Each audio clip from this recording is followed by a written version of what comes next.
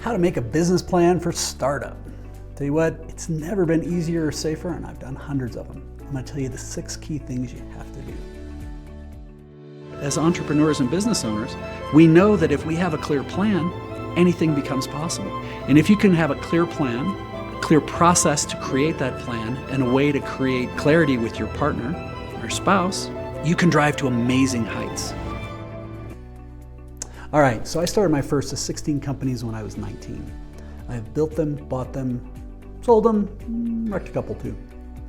I have helped hundreds and hundreds of people around the world build and scale their companies, some from entrepreneurial all the way to the business, all the way to billion-dollar market caps. And it's the truth is that it genuinely has never been easier or safer to start a new business, to do a startup. But you have to be intentional with it. You have to be open, and you have to do the legwork up front. And you can do this for virtually no money. So the 6 key steps when you're doing this, and this is where you're going to do a lot of research. You're going to be really curious, ask a lot of questions. Remember, the good Lord gave you 2 ears and 1 mouth. If you can use them accordingly, you're going to learn a lot more. So first off, define the product or service you're going to be providing. What do you think it is that you're going to do? And really go through and identify, why does it matter? What is it interesting? What are the differences? How are you going to be unique? Now, I'm going to encourage you to get about 80% of the way there with what you think it is, not 100% of the way there. What I mean by this is if you think, well, this is my product or service, this is what I'm going to do, and I'm going to make it, and I got to get it perfect. You don't. Don't do that yet. We talk a lot about that in my book, The Aspiring Solopreneur, and in our courses on how you build marketing plans, business plans, all the way through. The secret, the spoiler alert in the course, if you do the work in here, when you're done, you're going to have an amazing business plan. You're going to really know, no question, is this a no-brainer? Is this a go or no-go on these things? So the first step is for you to define your product or service. Get it about 80% of the way there, and then be curious and how you can customize and tweak and adjust and make that last 20% fit really, really, really well. So often people get so wrapped around the axle trying to figure out what's the last 20% need to look like. They'll spend 90% of their time on the last 10%. And then they'll talk to people and they'll be like, yeah, I don't like red, I want it in blue. Or, oh, it'd be fine, but if it was over there, or if it was this way. And this is where if you get it close, conceptually, that's the first step. The next thing is going to be to identify how are people currently solving this product or service. You're going to document this and outline what it looks like. This is where if you act as if you're the consumer using this product or service, and you go out and start, how would you find those people? How would you go around that process? Likely you're going to go and do Google searches to start and things like this.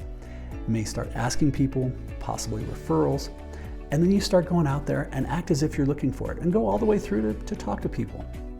People aren't going to get upset. There's nothing wrong with you asking a lot of questions on these things. And if they do, blow them off and let them go.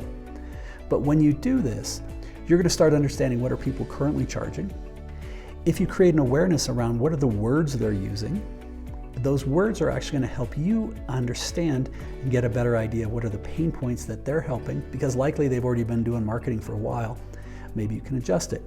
Maybe this is where you can go back to your product or service, make some tweaks that are going to help you make it a better fit, make you solve your problem in a better way. Maybe it means you can charge more. Maybe it means it's tight and you're going to have to charge less. You're going to have to figure out what those economics are, but you'll become smarter in how somebody's already doing it. All right, so the third thing is then you're going to need to build a team of advisors. And the thing is you can do this for almost no money, and they can be rockin' experts. Now remember, as the owner, you're accountable for making sure everything gets done, but it doesn't mean you actually have to do it. You just have to make sure that the things are getting done in the way that you need it. So the way that I create the idea around a team of advisors is start with an accountant. And most accountants, attorneys, insurance people, bankers are going to be more than happy to give you an hour of their time and be curious and ask questions, because they're doing business development. They're looking for long-term relationships as well. And this is where they're going to tell you, but they're also going to help you. And if you find people that are willing to do this and they share your values, you're probably going to be in the right direction. But we start with a small business accountant, not a big business accountant, not an auditor. They may say they know how to do those things, but I want an accountant who knows and maybe even has 4 or 5 of their clients like what you want to do, right off the bat, so they're not practicing on you. They're going to help you understand right away what good looks like. They're also going to be able to suggest that they talked with a small business attorney, not a big firm because they're really expensive, but a small business attorney can say, yeah, you need LLC. We'll set you up with an LLC. You're going to need these two operating type agreements. You're going to need this agreement when you work with your clients. You're going to need that, an NDA, these kinds of things. These are the kinds of things you should have. And again, in the book and in the course, I tell you the exact questions you should be going through and asking. There's a bunch of other videos on this channel that has that as well. But once you have that, then you're looking at an insurance person, a great small business insurance person, and they're going to help you understand, boy, what is the insurance I absolutely positively legally have to have? What is the insurance? I'm kind of a dumbass if I don't have it. What are the things I should have? And then what are the things that'd be nice to have? Help create that.